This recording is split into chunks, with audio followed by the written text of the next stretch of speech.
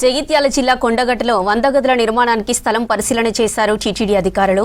కొండగట్టులో భక్తుల సౌకర్యార్థం గదులు నిర్మిస్తామని గతంలో హామీ ఇచ్చారు AP deputy CM Pawan Kalyan.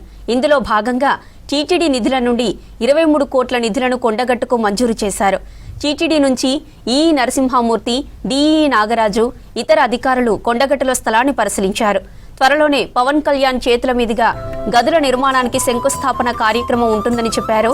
3 కోట్లతో దీక్ష విరమణ మండపం, 20 కోట్లతో 100 గదులు నిర్మించనున్నట్లు చెప్పారు. మేము తిరుమల దేవస్థానం నుంచి తిరుపతి నుంచి వచ్చాము. ఇక్కడ ఒక బృహత్కార్యం చేపడుతున్నారని, దానికి శంకుస్థాపన చేయాలన్నటువంటి కార్యక్రమం ఉంది కాబట్టి ఈ పరిశీలన చేయడానికి వచ్చాము. త్వరలోనే ఆ కార్యక్రమానికి శంకుస్థాపన చేయబడుతుంది.